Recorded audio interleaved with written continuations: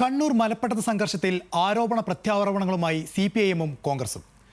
ഗാന്ധി സ്തൂപം തകർത്തത് ഉൾപ്പെടെയുള്ള പ്രകോപനമുണ്ടാക്കിയത് CPIM ആണെന്ന് കോൺഗ്രസ് ആരോപിച്ചപ്പോൾ പദയാത്രയുടെ മറവിൽ യൂത്ത് കോൺഗ്രസ് ആസൂത്രിതമായി സംഘർഷമുണ്ടാക്കിയെന്നാണ് CPIM-ന്റെ ആരോപണം. CPIM ശക്തികേന്ദ്രമായ മലപ്പട്ടത്ത് മറ്റു പാർട്ടികളുടെ പ്രവർത്തന സ്വാതന്ത്ര്യം CPIM തടയുകയാണെന്ന് കോൺഗ്രസ് ആരോപിച്ചു. ഗാന്ധി സ്തൂപം തകർത്തതും പദയാത്ര ആക്രമിച്ചതും ഇതിന്റെ ഭാഗമായാണെന്ന് പറഞ്ഞ DCC പ്രസിഡന്റ് മാർട്ടിൻ ജോർജ് മലപ്പട്ടത്തിന് എന്താണ് പ്രത്യേകതയെന്നും ചോദിച്ചു.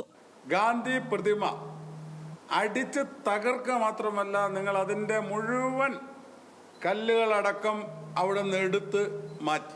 അതിൽ പ്രതിഷേധിച്ചുകൊണ്ടാണ് യൂത്ത് കോൺഗ്രസിന്റെ നേതൃത്വത്തിൽ അവിടെ പ്രതിഷേധ യോഗം സംഘടിപ്പിച്ചു. ഒരു ഗാന്ധി പ്രതിമ തകർത്തിട്ട് അതിൽ പ്രതിഷേധ യോഗം ചേരാൻ പോലും അനുവാദമില്ലേ എന്നുള്ളതാണ് ഞങ്ങളുടെ ചോദ്യം.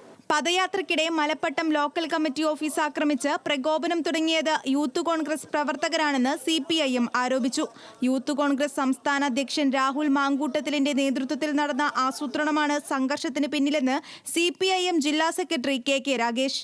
ഭീതിയുണ്ടാക്കാം, പ്രകോപനമുണ്ടാക്കിക്കൊണ്ട് അവിടെയാകെ അന്തരീക്ഷത്തെ ഒരു വല്ലാത്ത അന്തരീക്ഷം സൃഷ്ടിക്കാം എന്നൊക്കെ ലക്ഷ്യം വെച്ചുകൊണ്ടാണ് വളരെ ആസൂത്രിതമായി യൂത്ത് കോൺഗ്രസിൻ്റെ നേതൃത്വത്തിൽ പരിപാടി നടത്തിയിട്ടുള്ളത്. യൂത്ത് കോൺഗ്രസിൻ്റെ സംസ്ഥാന പ്രസിഡന്റിന്റെ നേതൃത്വത്തിലാണ് മലപ്പട്ടം സെന്ററിൽ അടിഞ്ഞാട്ടം നടത്തിയത്. പദയാത്രയുമായി ബന്ധപ്പെട്ട സംഘർഷത്തിൽ 75 പേർക്കെതിരെ പോലീസ് കേസെടുത്തിട്ടുണ്ട്.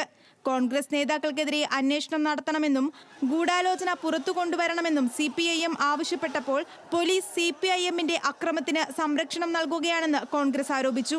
സംഘർഷങ്ങളുടെ പശ്ചാത്തലത്തിൽ മലപ്പട്ടത്ത് CPIM പ്രതിഷേധ പ്രകടനവും പൊതുയോഗവും സംഘടിപ്പിച്ചു. ഒരാഴ്ചയായി നിലനിൽക്കുന്ന സംഘർഷാവസ്ഥ പരിഗണിച്ച് പ്രദേശത്ത് പോലീസ് നിരീക്ഷണം ശക്തമാക്കി. ന്യൂസ് മലയാളം, കണ്ണൂർ.